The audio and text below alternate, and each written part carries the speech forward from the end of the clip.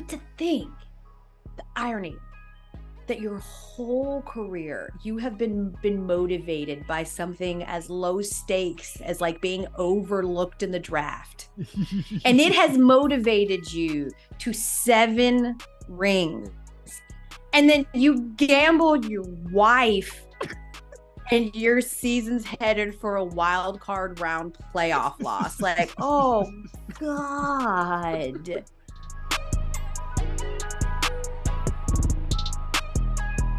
Ladies and gentlemen, welcome to The Right Time. My name is Bomani Jones. Thanks for listening wherever you get your podcast. Thanks for watching on YouTube. Rate us, review us, give us 5 stars. You only give us 4 stars. I'm inclined to believe you are a hater. It is the first time in a while that we've had a guest not named Dominique Foxworth. So, we had to go get the heavy hitter on this. Check her out on the 6 o'clock Sports Center. Also, download First Take, Her Take. It's a podcast. Elle Duncan, what's going on? What's up, Bo? I gotta be honest with you. And we're gonna talk about a bunch of things. We're gonna talk some NFL, talk your Broncos and Russell Wilson, talk a little bit about Tom Brady risking it all. But I was kind of hoping that your Bulldogs would lose to Missouri just because it would make things more fun. Yeah, well, I'm inclined to believe you are a hater. So I knew that you would be, as someone who has been hoping and proclaiming Texas football's back. You know what? No, I've never said, I've never done that. I've never done that. You didn't, but you hoped. You hoped. You didn't say. I'm off that narcotic. Bo, I feel like I was rooting for Texas a couple weeks ago against Alabama. We understand. Well, no. You weren't rooting for Texas. You were rooting against Alabama. Same thing, Bo. The enemy of my enemy is my friend. And here you are rooting actively for Missouri. Hey, man, the closest we done got to the revolution was Missouri a couple years ago. Don't forget about that. And I just needed things to be a little bit more fun. That was all I was saying. And Mizzou looked like they was trying to make things a little bit more fun. Because, look, this is the thing that's interesting about Georgia fans. You guys have slid in very, very comfortably to, like, the Darth Vader type of role after being just the perpetual disappointment outside of the Herschel Walker years, right? Always could have been there, never quite was. I believe between Herschel Walker and Kirby Smart, Georgia won a grand total of 2 conference championships. It's a little bit indefensible. Should have been better than that. You know what I'm saying? Horrible. But how did in the course of 8 months we become that? That's not true. It's still Alabama. Everybody still hates Alabama. I mean, everybody can still hate Alabama, but you know what I'm saying, though. Really, since about 2017, it's been Georgia, Ohio State, and Alabama. Right. Sure. Like they're the 3 particularly after Trevor Lawrence left Clemson. Right. Like once that, that changed the dynamic up.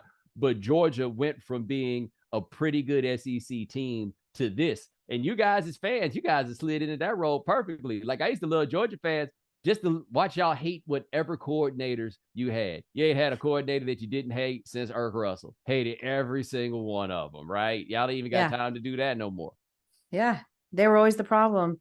I'm really torn right now, Bo, because I am a noted, not huge fan of Stetson Bennett. I do recognize what he did for the team last year in moments when he needed to.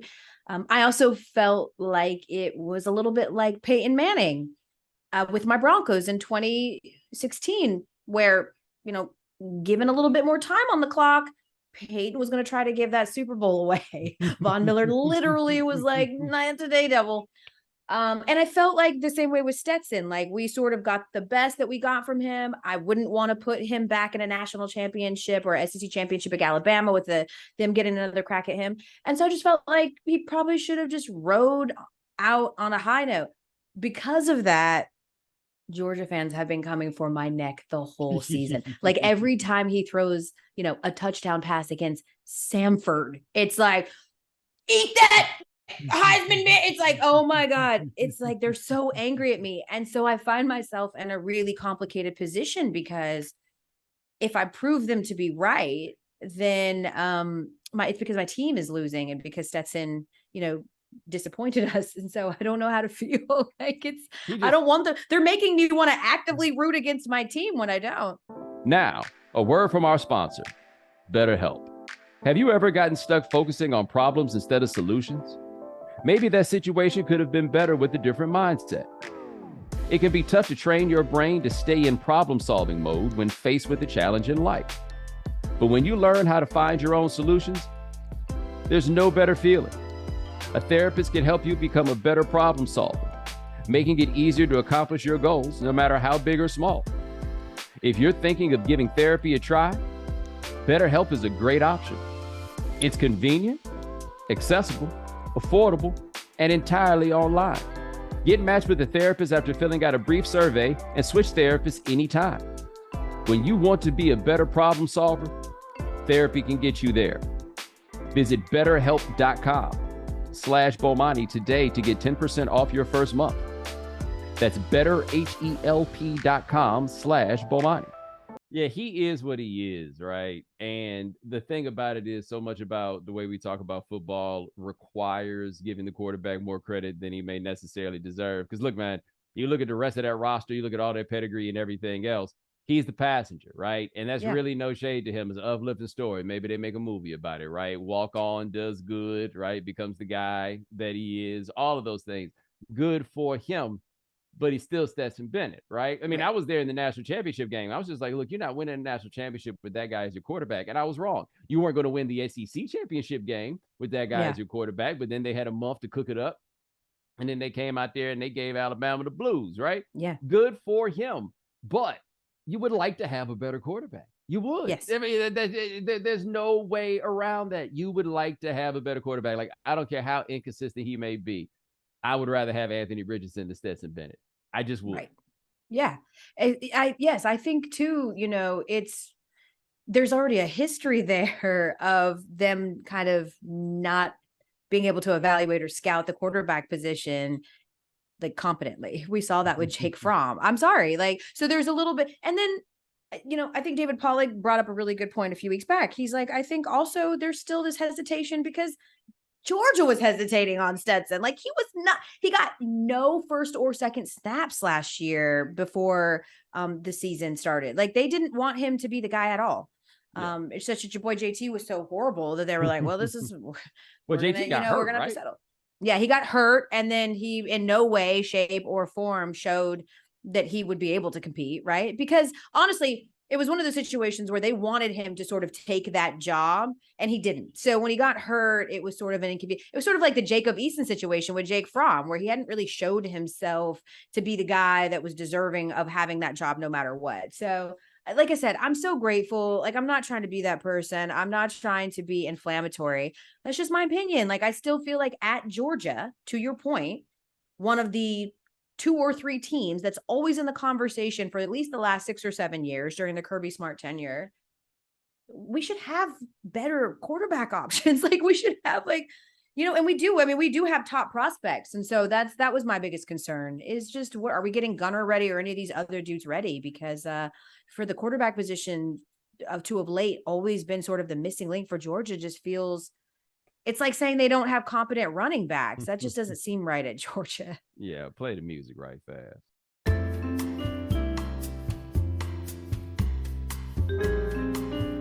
Thank you for your patience. A representative from the right time will be with you shortly. Your current hold time is 15 seconds.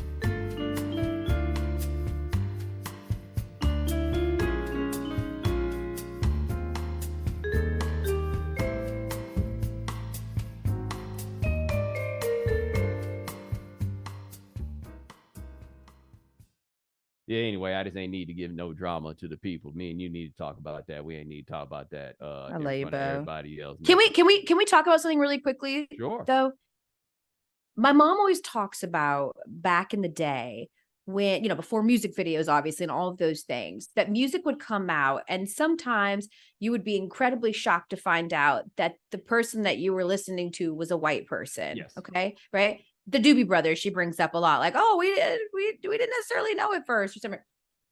That is exactly what happened to me with Hendon Hooker at Tennessee.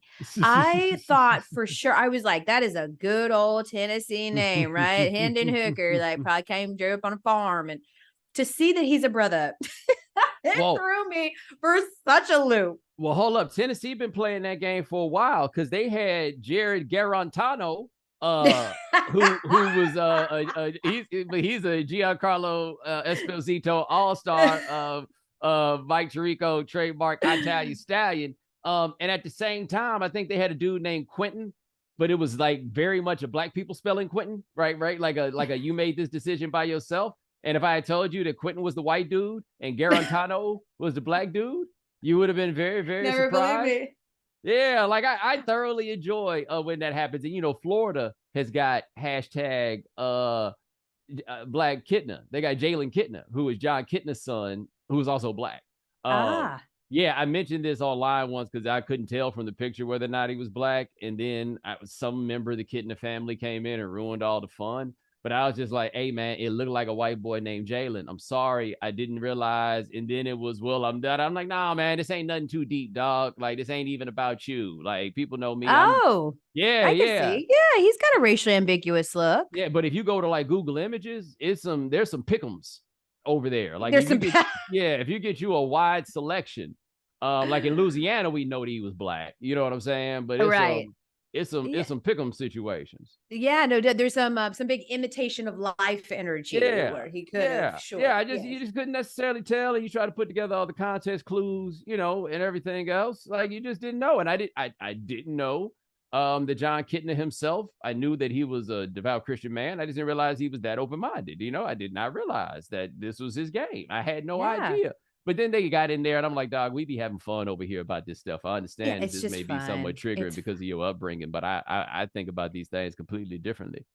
It's all like, I love especially that racially ambiguous people like sort of run the gamut too. Like, they could be anything from like, you know, black and white, Polynesian, Cambodian. It's like I don't know how they all come together, but they could sort of be any of those things. Well, it's kind of like my man at Clemson, DJ Uiagalelei, who is black, right?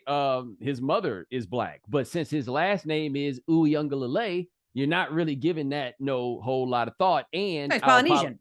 And our Polynesian brothers, I'm just saying, like I said about Tua, if I told you that Tua was Tua Jackson from Alabama, you would not look at him and be like, oh man, I wonder if he's from Hawaii.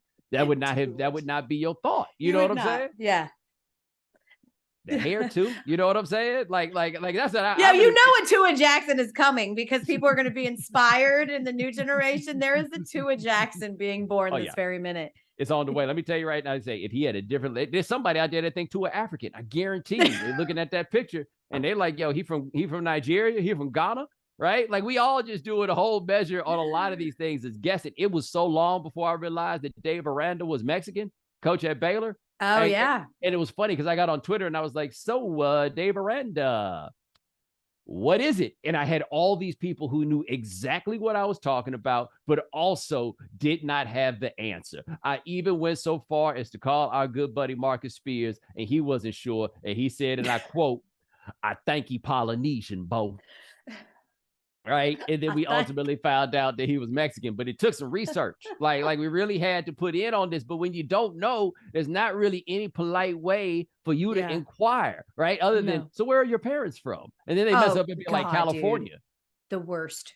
Bo, this happens to me my whole life, right? Yeah. People will be like, because some people are really rude and they'll just be like, what are you? But it mostly was, you know, so where's your family like from? I'll be like, they're from Denver. And they'll be like, but like originally, I'm like, France and America. They're like, no, but like, what's your background? I'm like, I'm black. I mean, I know what you're doing and I'm just messing with you. I'm black. And they'll be like, just all?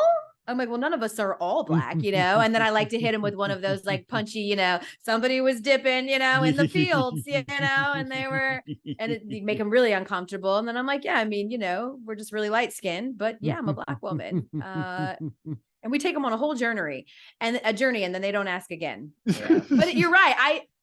I try to give grace in those moments because I too find myself doing the same thing, the great trying to unravel them. And before you realize it, you're staring at a stranger and you've made up an entire family lineage for them. Yes. Me and my whole boyfriend Baptiste, we call them Opelousas All-Stars. Like, you be looking at somebody and they look like they could be from the town of Opelousas, Louisiana, right? And one of our King Opelousas All-Stars is Russell Wilson. Like we always said, Russell Wilson looked like he from Opelousas. He could be from Opelousas. He could be from Mumbai. Yeah. If I told you that Russell Wilson and Hassan Minaj were kin, you might not be surprised, right? I would not at all. It could go either way. He could be related to Tua. Yes. He could be related to my good friend and colleague Kevin Nagandi. There's a whole gamut, and then you find out. I wonder too if people are as disappointed as I am when I just tell them like I'm just black. I wonder if it's that level of disappointment when we find out like he could be all these exotic things, and it's like, no, he's just black and white. It's just black. Like black is so random, right? Like we just do everything in together. Just be like, okay, he black. But I gotta ask you this: you as Broncos fan, right? Y'all been hurting for a quarterback for a long time, right? You've been hurting for one, and I think it's easy to forget. You had the little Peyton Manning run, right? Like that was 4 years, 3 of them where he was good, and the 4th one you won a Super Bowl, right? Yeah. But between Elway and now, you really ain't had that dude, a Jake Plummer, a Jake Cutler, but you really ain't had that dude. And y'all thought y'all were getting that dude, and he looked a lot better this week. But did you were you expecting all the let's ride? I'm wondering how this goes when you realize the quarterbacks are generally either cool or boring. And you got Russell. Well, listen, I make no qualms. I'm not new to Russell Wilson. He's been around a while. I knew he was sort of, I don't like to say the term corny because we just deem anyone act like corny is a slur. Well, no, I'm just saying because I think he gives me, how's the nice way to put this? He gives me big, like Bob Saget energy. The only reason I don't like, honestly, Bo, the only reason I like to say corny as it relates specifically to Russell Wilson is because so many people in the culture use that as like, well, he's not Future, as if Future is some bastion for cool when it comes to how could Sierra go from Future, trend-setting Future to this cornball. And it's just like, and I think a lot of that comes from the fact that like, obviously Russell Wilson doesn't have the same swag, but like Sierra was looking for someone clearly that would be good for her and loyal to her. And they have a thing. And I don't understand why we keep comparing them. Now, as it relates to my quarterback, he needs to STFU. Shut up. Like I'm starting to wonder if it's a bit. I knew he was sort of this dude and, and we like, who Googles how do you tell a woman she's beautiful? Like we knew he was this dude, Bo, but now I'm starting to wonder if he's doing a bit. Like I'm feeling like we're getting punked. It's insane. Well, because in Seattle, they had to deal with that, but they also got the benefit of the winning. Right. And we do not. Well, here's my question. What we don't know is which part is the bit.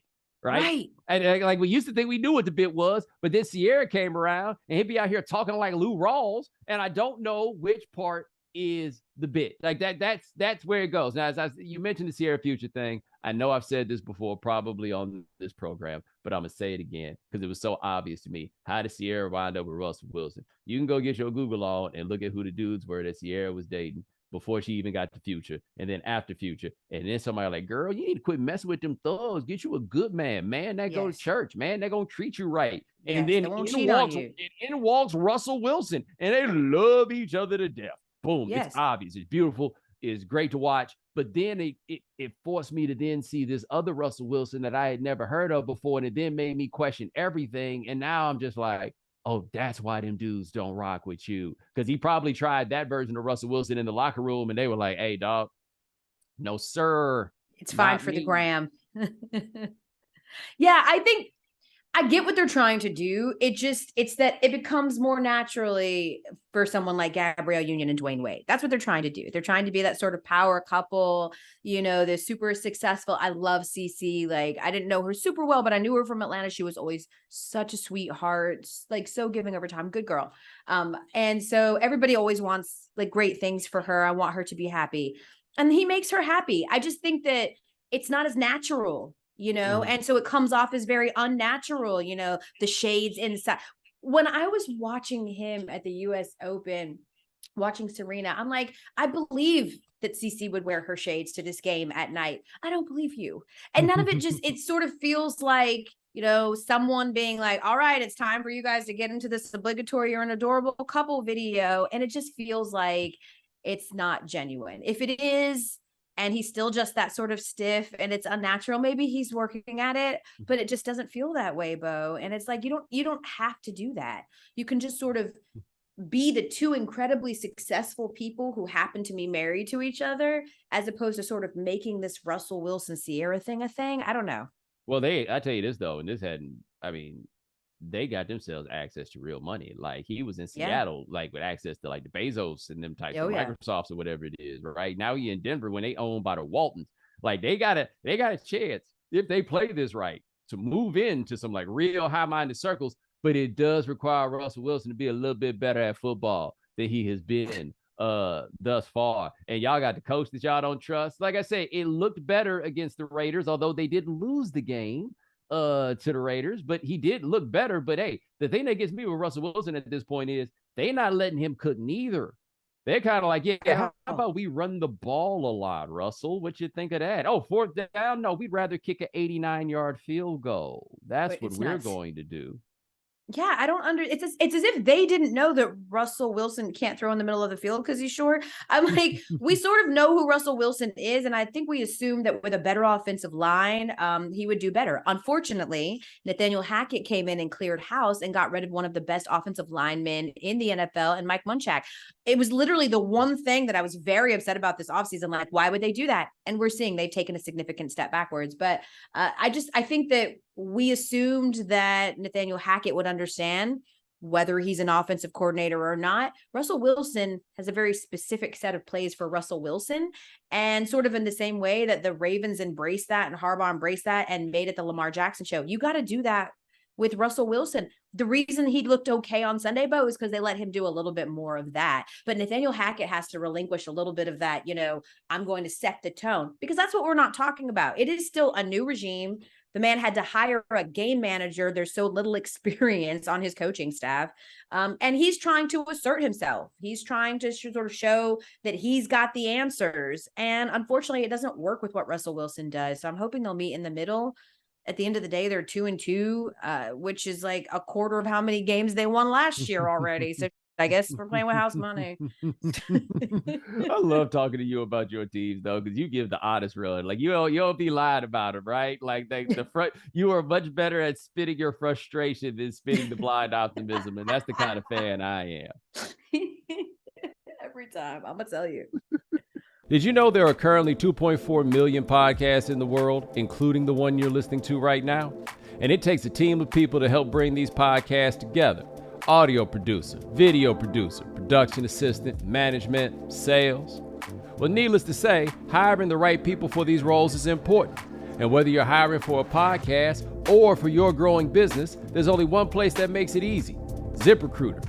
And now you can try it for free at ZipRecruiter.com/Bomani. ZipRecruiter uses this powerful technology to find and match the right candidates up with your job.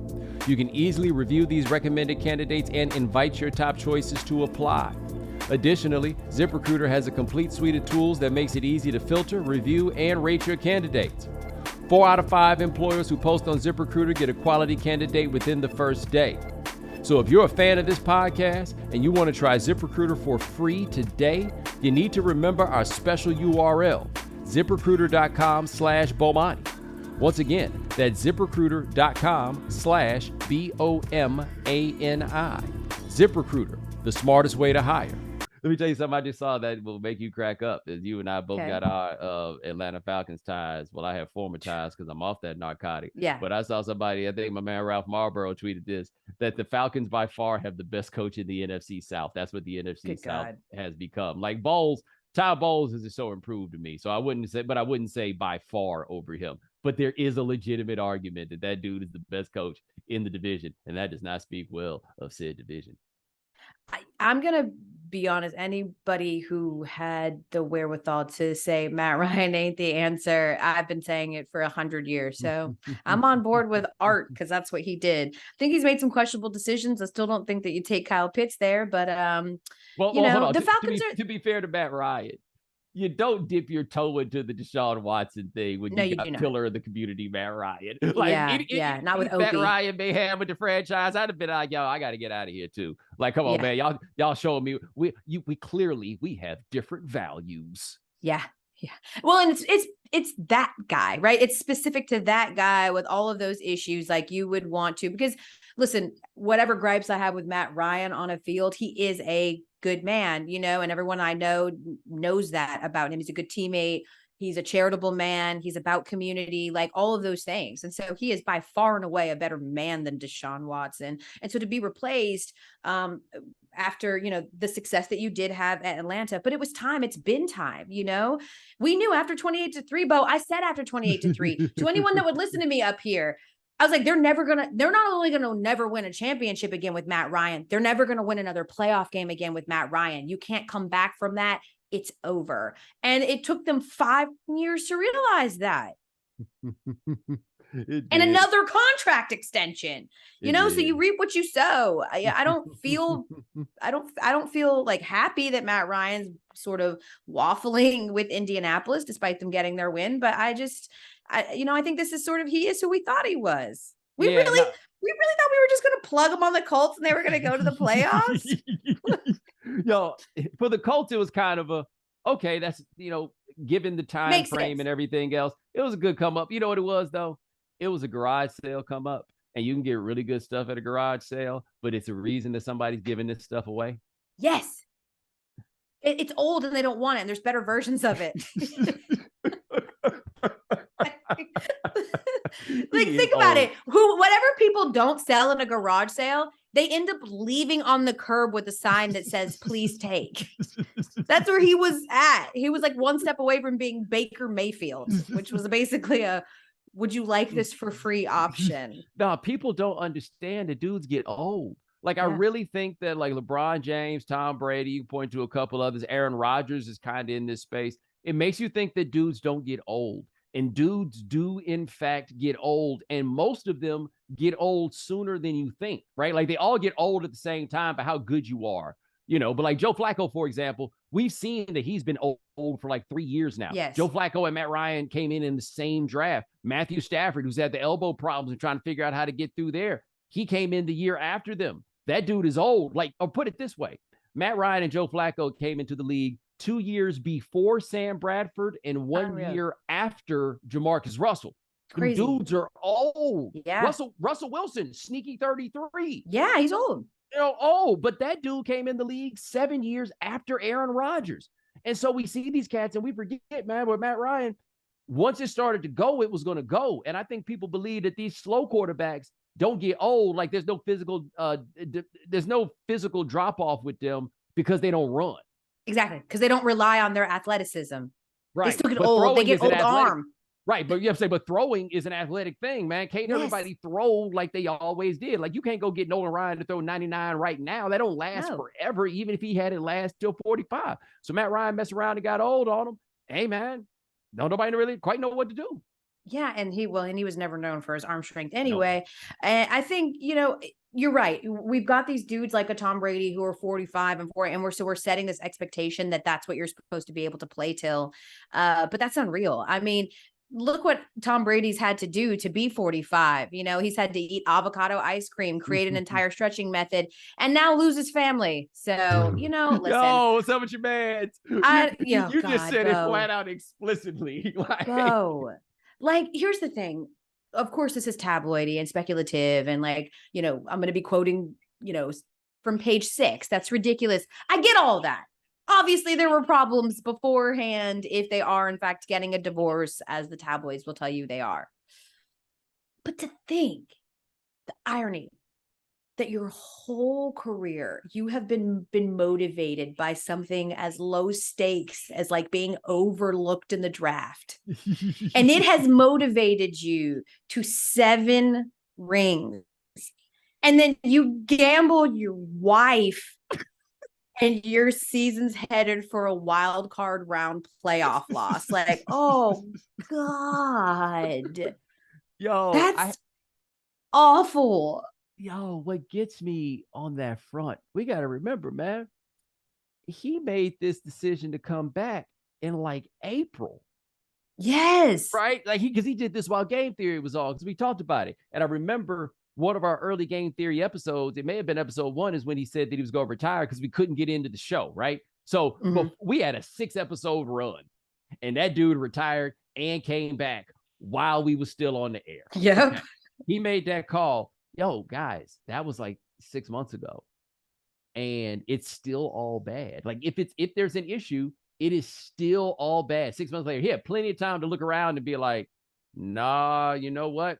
I think I'm going to retire again. Like there were lots of opportunities here to retire again. He's like, nope, I'm going to come back out here. And then everybody around him hurt, right? He got Mike Evans getting suspended. The big dudes, they ain't a line. They just 5 dots. It's easy to run between 2 dots. You know, yep. He got all of that going. And I would love to get an honest, like, how you, bro?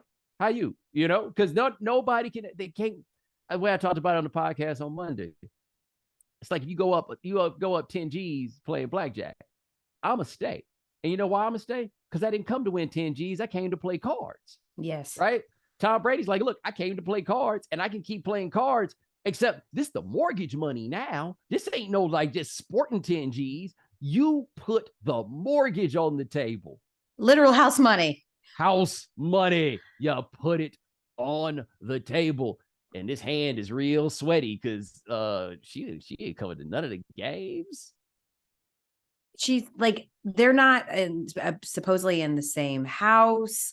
I read a story that, like, you know, after the hurricane, like they were like, we good. And they split and went other way. Listen, again, this is obviously all speculative, but if you take any of these things at their word and that it just comes down to Giselle after all of this time feeling like this was finally my time, you know, and it makes sense, Bo. We've both been in relationships and we can relate. Like there's a season for everyone, but at some point it has to be somebody else's season, you know, and I have such a gracious husband who recognizes it's my season right now for me with work. And he does everything he can to support that and our family through that. But imagine I told him I had a dream was to like get a job. Then I got that job. Then I moved the goalpost again and said, well, really my dream is to get this job. So support me through that. Then I get that. And I'm like, honestly, I've always actually wanted to do this. And then he keeps moving the goalpost. And my thing is like, if you needed to prove that it wasn't the Patriots, that it was you did that, sir. You came to Tampa Bay and won. You have you did it, sir. Like, way to go. Why do you keep moving the goalpost? If you're Giselle, you can understand being like, oh my God, it's been your season for 22 years. Well, and I don't care how much money you have, Bo, or how many resources you have. Of course, they have nannies and this and that. It's not exactly like Giselle's been, you know, knee deep in dishes for 22 years. I get all of that. But the truth is that you know what it requires to be a professional athlete. You covered the sport for a long time. It's a huge commitment. And it's a huge commitment for everyone around you that has to pick up the slack. And for you to decide, like, psych, I could totally understand why she'd be like, F you, I'm out. Look, Elle, I actually thought about your husband when I read the Giselle thing in Elle magazine, and it was for 4 words. I moved to Boston. Like when she talked about when she was like, when it came time in that article to list her sacrifices, I moved to Boston was at least the first sentence they printed. Maybe she talked about a bunch of other stuff, but I moved to Boston. Yes, was the first thing there, and that made me think about your husband. Like if you at some point, y'all may have had an argument there at some point or whatever, but the words, "Look, man, I moved to Boston," I would not be surprised if they came up. 100%, you know, is how like we get into a fight when we lived in Boston back in the day about something. And I did the emotional, like, do you even care? Do you? And he literally looked at me and goes, I'm a Black man who left Atlanta and willingly moved to Boston. So yeah, I do care. I was like, you can't argue with that. It's like, that's love. How did I know he would always say that. That's love. How did I know that it happened? How did I not know anything? But I knew at some point I moved to Boston and come up in a sentence. Of course it did. When people would say that, like when people would ask about our love story, they'd be like, how did you know? And he's like, I moved to Boston. I hope that your white, you know, listeners understand, like with the reputation of Boston for a Black man from Atlanta to move to Boston, not for his own job or benefit, but for someone else, that is some real love. I am trying to think of what it would take to move you to Boston. Just because the cold, like, look, I live in New York. This ain't nothing on that Boston cold. It's the worst kind of cold. Damn. Yeah. What would it require? Could there be a job? Would there be a salary figure, or would it have to be for love? Well, okay. So if they said, yo, we're doing game theory, but you got to do it in Boston, I'd have done season 1. Season 2, we might have to have a different discussion. Maybe it had been a raise or something like that. But I can see that. Love, it would have to be a real powerful love. But see, the thing is, I feel like I can make just about any place work, right? And, Massachusetts got them good laws. Yeah, I could do that. Yeah. I mean, them good laws. Them good laws. That might be all I do. Yeah. But, at least it'll help. It'll help. Yeah. You play a lot of house games. Yeah. Listen to a lot of music. I mean, I bet they got some dope record stores up there. They seem to have them types They of do. people. Yeah. That's the thing, is that it is a cool town. And when we go back, I love how walkable it is. I love how it's really actually sort of set up for someone, exactly like me, who came from Atlanta, which is not a walking city, but moved to a city that is, because it's small walking. It's not New York, right? Like, so it was on paper, there was just so many. It's beautiful in the spring, all of the things. There's plenty to do. They've got the sports, they matter. Fantastic food, but they highly educated people, great schools. They're so mad. They're bruh, like imagine every day, you guys, you just go to turn right and you get honked and cussed out because you had to hit your brakes to make a right-hand turn. I'm like, I'm sorry that I'm sorry that I slowed you down to turn right. Like, you're right. I should get cussed out for that. It's nuts. Yo, did I tell you my Calvin Johnson story? I don't think I'm talking out of turn here. But I went up there for Sloan this year, and I interviewed Calvin Johnson. We were talking about his cannabis business in line with them good laws, right? And so we're leaving, and he's like, yo, let me give you a ride to the train station. And I said, cool. So I'm riding. It's him. It's his people. Goster Chairless, one of his former teammates, right? We all, we walk into the car. And so it's all these dudes outside waiting on Calvin, because apparently they heard that he was coming to town, and the people trying to get autographs to sell him were waiting on him at the airport. Okay. And they knew that he was going to be at Sloan. And so they were waiting on him at the door at Sloan. And so I wasn't there for that. But on the way out, they explained to me that these people had been waiting on him. And apparently he was just trying to be, nice, and was like, hey, maybe when I leave. Right. And so sure enough, when he's leaving, they're out there and they keep trying to get it. And he's trying to, keep it moving, and everybody's got their eyes forward, just trying to keep it going. And then he finally says, nah, I'm not going to do it. And apparently these guys thought that Calvin had promised them that he would sign their autographs when he left. And that's why they stayed. And the dude was like, yo, Calvin, he said, I would say have a safe flight, but I don't. I hope your plane crashes. Over an autograph, and he meant it. He meant it. I hope I've never laughed so hard in my life. I could not believe this happened in real life. It's incredible. He meant it with every time he curses him, he wants him. To Calvin Johnson. Yeah, the nicest guy. Yes. He's so nice. Yeah. Yeah, they don't care. I was like, they smell nice in the water and they attack. They're like, That's the thing. And I want to be clear, because, Boston, they got Google alerts up when I talk about Boston. I ain't saying nothing about your little racial reputation. I'm talking about y'all being mean. Because I actually had a dude try to explain to me what his argument, and this is a black dude who's not from Boston, but who lived in Boston. And his argument to me that he was making about Boston actually not being as racist as they're purported to be is really that they're just mean. And that if you were to go into a barbershop in Roxbury or Dorchester, that you would hear some of the same things that you hear the white people say that you think are racist, when in fact, they're all just really mean. We have these two things that we always still say to each other that came from Boston. One time we always joke about how it physically pains people from Boston to say hi to a stranger. And of course we're Southern, so we speak to everyone. So me and Omar are walking out of our loft and we're getting on the elevator at the same time as our neighbor. She's like this, 23-year-old girl. And she gets on, she has her book bag. She always has this like dour look on her face anyway. And so me and Omar go, hey. And she goes, hot. And so like, even now, and then we have another one. We were at a restaurant in Boston and we had like a group of people and they gave us, a private room that we did not ask for. The private room, Bomani, didn't have any air conditioner. Okay. And it was like July. Boston gets hot too, guys. It's like, it's uncomfortable hot, And so we were like, hey, is there any chance maybe you could move us? Like, it's very hot in here. Our waitress turns, snaps her head, looks back at us, and she goes, it's hot everywhere, and just walks out. I was like, so now we say that to each other. Like, I'll be like, oh, Mark, can you turn the air on? It's hot. And he'll go, it's hot everywhere. Because that's just Boston. It's like, yeah, they just kind of, everybody's just sort of angry. All right. I got one last thing I'm going to run by you before we get you out of here. You as SportsCenter anchor.